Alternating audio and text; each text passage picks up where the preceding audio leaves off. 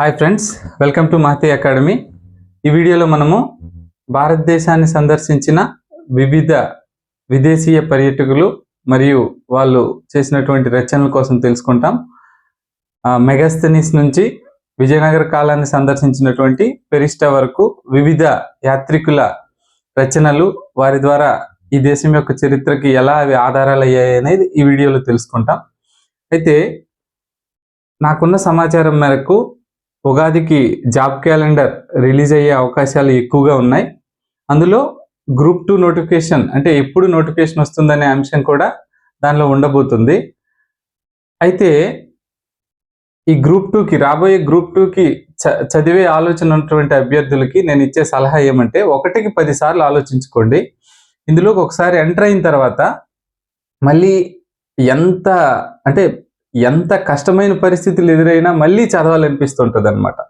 అంటే ఒకసారి రాకపోయినా కానీ, 1-2 సార్లు రాకపోయినా కానీ మళ్ళీ నోటిఫికేషన్ వస్తే మళ్ళీ చదువుదామనే ఆలోచన వస్తుంది. అంటే అక్కడ అలా స్ట్రక్ అయిపోయే విధంగా ఉంటుంది. ఇది 1కి 10 సార్లు ఆలోచించి బాగా నిర్ణయం తీసుకొని దీనికి చదవడానికి తయారవ్వండి. అంటే ఎందుకంటే ఇటీవల మనకి సక్సెస్ స్టోరీలు చూస్తున్నాం, దానివల్ల కొంత మోటివేషన్ వస్తుంది. ఆ మోటివేషన్తో మనకు చదవాలనిపిస్తుంది. అంటే నిజానికి అలాంటి మోటివేషన్ వల్లే అందరం కూడా చదవడానికి దిగాము. అంటే ప్రీవియస్లీ సక్సెస్ అయిన పర్సన్స్ చూసే మనం చదవడానికి దిగుతాం ఎప్పుడైనా. కాకపోతే ఆ మోటివేషన్ తాలూకు ఎఫెక్ట్ అనేది పూర్తిగా పోయిన తర్వాత, మీ మీద పోయిన తర్వాత, మీ ఆర్థిక పరిస్థితులు, మీ ప్రస్తుత పరిస్థితులు అన్నింటినీ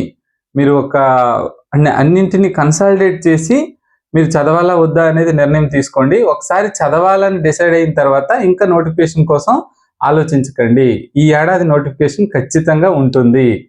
ఈసారి నోటిఫికేషన్ వచ్చినాక ఎగ్జామ్కి టైం కూడా తక్కువే ఉంటుంది. ఇంతకు ముందులాగా సంవత్సరాలు ప్రిలిమ్స్కో సంవత్సరం, మెయిన్స్కో సంవత్సరం, ఇలాంటి సంవత్సరాలు ఉండవు. ఈసారి ఖచ్చితంగా తొందరగా అయ్యే అవకాశం ఉంది. ఎందుకంటే మిడ్ టర్మ్లో ఉన్నాం కాబట్టి, పరీక్షకి ఎలాంటి అడ్డులు లేవు కాబట్టి తొందరగా అయ్యే అవకాశం ఉంది ఇంతకు ముందుతో పోల్చినప్పుడు. కాబట్టి మీరు ఫస్ట్ చదవాలా వద్దా అనేది చాలా జాగ్రత్తగా డెసిషన్ తీసుకోండి. అన్ని పరిస్థితుల్ని మీరు కన్సాలిడేట్ చేసి నిర్ణయం తీసుకోండి. నిర్ణయం తీసినాక ఇంకా మన నోటిఫికేషన్ ఎప్పుడు, ఎగ్జామ్ ఎప్పుడు, ఇలాంటిది ఆలోచించకండి. నేరుగా ప్రిపరేషన్లో దిగిపోండి. అయితే మరి ఈ వీడియోలో మనం తెలుసుకోబోయేది అంటే విదేశీయ చరిత్రకారులు, వారి ద్వారా చరిత్రకి ఎలాంటి ఆధారాలు లభించాయని తెలుసుకుంటాం. ఫస్ట్ మనం చెప్పుకునేది మెగాస్థనీస్. విదేశీయ చరిత్రకారుల్లో ఇంచుమించు మొదటివాడు మెగాస్థనీస్. మౌర్య సామ్రాజ్య స్థాపకుడైన చంద్రగుప్త మౌర్యుడి ఆస్థానాన్ని సందర్శించాడు అనమాట. చంద్రగుప్త మౌర్య అంటే మన ఛానల్లో ఎక్కువగా కంటెంట్ వస్తుంది ఇలాంటి, అంటే మిగతా అంటే ఊహాజనితమైనటువంటి అంశాలకి కొంచెం మన ఛానల్ దూరంగానే ఉంటుంది. కంటెంట్ ఎక్కువగా వస్తుంది. ఇంట్రెస్ట్ ఉన్న వాళ్ళు కంటెంట్ కోసం ఫాలో అవ్వండి. ఒక రివిజన్ లాగా మీకు ఉంటుంది. అన్నీ ఒకే దగ్గర నేను చెప్తాను అనమాట.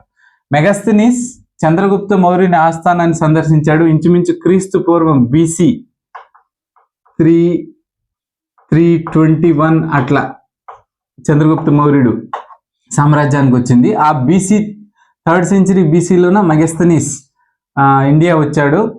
గ్రీకు రాయబారిగా, సెల్యూకస్ నికేటర్ అనే గ్రీకు రాయబారిగా వచ్చాడనమాట. ఇతను ఇండికా అనే గ్రంథాన్ని రాశాడు. సో అయితే ఒక విషయం ఏమంటే, గ్రీక్లోనే రాశాడు. అయితే ఇండికా అనే గ్రంథము మనకి అవైలబుల్ లేదు. అంటే మానుస్క్రిప్ట్ అనేది మనకి ఎక్కడ లభించట్లేదు ఇండికా అనేది. ఆ తర్వాత ఇంకొంతమంది గ్రీకు రచయితలు వచ్చారు, స్ట్రాబో అని, ఏరియన్ అని. వాళ్ళు ఏంటంటే ఇండికాలో ఉన్నటువంటి అంశాలని కోట్ చేశారనమాట వాళ్ళ రచనలో. ఆ కొటేషన్స్ ద్వారా మనం ఇండికా కోసం తెలుసుకుంటున్నాము. వాటన్నింటినీ కంపైల్ చేసి మెక్క్రిండల్ అని అతను ఇంగ్లీష్లోకి ట్రాన్స్లేట్ చేశాడు. మెక్క్రిండల్ ఇంగ్లీష్లోకి ఫస్ట్ టైం ట్రాన్స్లేట్ చేశాడు అనమాట ఇండికాని. అంతేగాని ఇండికా మనకి ఎక్కడ కూడా మానుస్క్రిప్ట్ అనేది అవైలబుల్ కాలేదు. ఓకేనా? That is about Megasthenes and his Indica. మనకు తెలుసు, ఆంధ్రుల చరిత్రను తెలుసుకోవటానికి కూడా ఒక ఆధారంగా ఉంది. నెక్స్ట్ ఇక మనం చెప్పుకునేది ప్లీనీ మనకి క్రీస్తు శకం AD 77లో వచ్చాడనమాట. న్యాచురల్ హిస్టరీ అని రాశాడు. న్యాచురల్ హిస్టరీ తెలుసు కదా. ప్లీనీ రామన్ సామ్రాజ్యంతో ఆ క్రీస్తు శకం 1వ శతాబ్దంలో జరిగినటువంటి వ్యాపారానికి ప్రధాన ఆధారంగా ఉంది ప్లీనీ రచనలో న్యాచురల్ హిస్టరీ. ఒక పాయింట్ రాస్తాడనమాట, ఆంధ్రదేశంలో ఉన్నటువంటి వస్త్రాలకి చెల్లింపులుగా రోమన్ బంగారు నాణ్యాలు ఏరులై ప్రవహిస్తున్నాయి అని రాస్తాడు ప్లీనీ. అంటే ఆంధ్రదేశంతో జరిగినటువంటి వర్తకం కోసం ప్రస్తావించాడు అనమాట. నెక్స్ట్ ప్లీనీ తర్వాత మనం చెప్పుకోబోయేది Periplus of the Erythraean see అని ఒక గ్రంథం ఉంది. Periplus of the Erythraean see, మొత్తం రాయను, ఎరిథ్రియన్ సీ, ఎర్ర సముద్రంపై దినచర్య అనేది. ఇది ఎవరు రాశారో అజ్ఞాత రచయిత, అంటే ఎవరు రాశారో తెలీదు. క్రీస్తు శకం 80-115 AD పరిస్థితులను తెలుసుకోవటానికి ఉపయోగపడుతుంది. ప్రధానంగా ఈ కాలం నాటి భారతదేశ రేవు పట్టణాలని, అంటే పోర్టుల్ని, అక్కడ జరిగే వ్యాపారాన్ని తెలుసుకోవటానికి ప్రధాన ఆధారంగా ఉంది. ఇది కూడా గ్రీకు రచన. ఫస్ట్ గ్రీకు రచనలే విదేశీయులు అనమాట. ఓకేనా, Periplus of the Erythraean Sea. Okay, next ఇంకా ప్లీనీ తర్వాత టాలమీ. జాగ్రఫీ అని రాశాడు. జాగ్రఫీ వచ్చింది AD 130 ఏరియా. టాలమీ విస్తారంగా భారతదేశంలో పర్యటించాడు. ఈవెన్ శాలంకాయనులు లాంటి ఒక చిన్న రాజుల కోసం కూడా రాశాడు అనమాట, ప్రస్తావించాడు. దక్కన్ కోసం ప్రస్తావించాడు.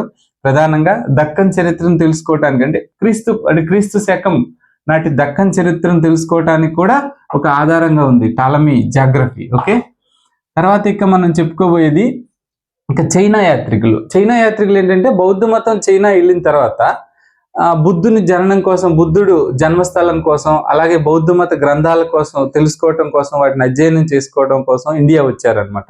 అందులో మొదటి వాడు ఫాహియాన్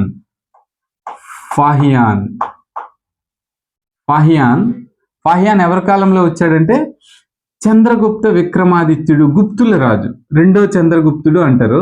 చంద్రగుప్త టూ లేదా చంద్రగుప్త విక్రమాదిత్యుడు, రెండవ చంద్రగుప్తుడు అంటారు. ఇంచుమించు 400 AD వచ్చాడు అనమాట. 400 AD. ఓకే, ఫాహియాన్ ఏం రాశాడంటే ఫోకోకు అని రాశాడు. ఒకటి ఫోకోకు అనేటటువంటి ఒక రచన రాశాడు. ఫాహియాన్ విస్తారంగా ట్రావెల్ చేశాడు, బౌద్ధ రాజ్యాలన్నీ తిరిగాడు. ఈవెన్ శ్రీపర్వతం కోసం కూడా రాశాడు, అంటే నాగార్జున కొండ కోసం కూడా ఫాహియాన్ రాశాడు అనమాట. అంటే నాగార్జున కొండ పైన యజ్ఞశ్రీ ఏమో ఒక పెద్ద విహారం నిర్మించాడు, ఆ విహారంలో 1500 గదులు ఉండేవి అన్నట్టు రాశాడు. అదేవిధంగా నాగార్జునాచార్యుడి కోసం కూడా రాశాడు అనమాట ఫాహియాన్. ఓకే, నెక్స్ట్ ఫాహియాన్ తర్వాత యువాన్ చాంగ్ లేదా హుయాన్ సాంగ్ అని కూడా అంటారు. హుయాన్ సాంగ్ భారతదేశాన్ని హర్షుని కాలంలో సందర్శించాడు. హర్షుని కాలంలో అంటే 640 AD అనమాట. 640 ఏరియాలో సందర్శించాడు. మీకు తెలుసు సియుకి అనే ఒక గ్రంథాన్ని రాశాడు. ఇతనికి ప్రిన్స్ ఆఫ్ పిలిగ్రిమ్స్ అనే బిరుదు ఉందన్నమాట. ప్రిన్స్ ఆఫ్ పిలిగ్రిమ్స్ అంటే యాత్రికుల రారాజు అని ఉంది. ఎందుకు ఉందంటే విస్తారంగా తిరిగాడు. కామరూప కూడా వెళ్ళాడు అనమాట. అంటే అస్సాం, అంటే ఆ టైంలో సివిలైజేషన్ ఈస్ట్కి, అంటే ఈస్టర్న్ ఇండియాకి కొంచెం లేట్గా వెళ్ళింది, నార్త్ ఈస్ట్కి. సో అలాంటి ఏరియాను కూడా, కామరూపాన్ని కూడా సందర్శించాడు అనమాట యువాన్ చాంగ్. మరి ఆంధ్ర కోసం కూడా మీకు రాశాడు. ఆంధ్రాలో జరుగుతున్న వజ్రాయన మతం కోసం రాశాడు, ఇంకా అమరావతి కోసం రాశాడు, శ్రీపర్వతం కోసం రాశాడు. 60 విహారాలు ఉన్నాయి శ్రీపర్వతం మీద. ఆంధ్రాలో ఒక 40 విహారాలు ఉన్నాయని రాశాడు యువాన్ చాంగ్, హుయాన్ సాంగ్. ఓకే, 640 హర్షుని బౌద్ధ మత కాలంలో వచ్చాడు అనమాట. ఓకేనా, బౌద్ధ సంగీత నిర్వహించిన సమయంలో కూడా వచ్చాడు. ఓకే, ప్రిన్స్ ఆఫ్ పిలిగ్రిమ్స్ అని పిలుస్తారు. యువాన్ చాంగ్ తర్వాత ఇక ఇత్సింగ్, ఇంకొక చైనా యాత్రికుడు ఇత్సింగ్ 670లో వచ్చాడు ఇండియా. ఈవెన్ ఆంధ్ర కూడా వచ్చాడు. ఆంధ్ర వచ్చి మనకు ఒక పాయింట్ చెప్తాడనమాట. సుహురుల్లేఖ అంటే ఇది మన నాగార్జునాచార్యులు రచించినటువంటిది. ఆ సుహురుల్లేఖని ఆంధ్రాలో ప్రతి విద్యార్థి కంఠస్థం చేస్తాడని రాశాడు అనమాట ఇత్సింగ్ తర్వాత ఇక మనం చెప్పుకోవాల్సింది అల్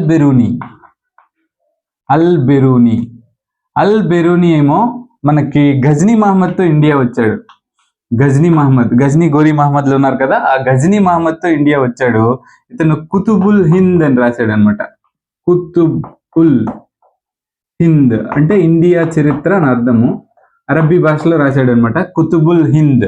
ఓకే, కుతుబుల్ హింద్ అరబ్బీ భాషలో రాశాడు. అల్ బెరూని. ఓకే, నెక్స్ట్ అల్ బెరూని తర్వాత ఇక మనం చెప్పుకోవాల్సింది మార్కో పోలో.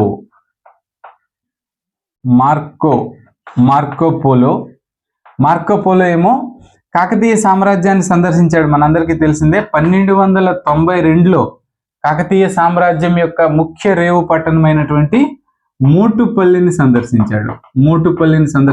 అక్కడ జరుగుతున్నటువంటి వర్తకాన్ని ప్రస్తావించాడు. ది ట్రావెల్స్ గ్రంథం రాశాడు. The travels. Okay, Marco Polo Italy వర్తకుడు అనమాట, వెనిస్ వర్తకుడు. నెక్స్ట్ మార్కో పోలో తర్వాత ఇక ఇబన్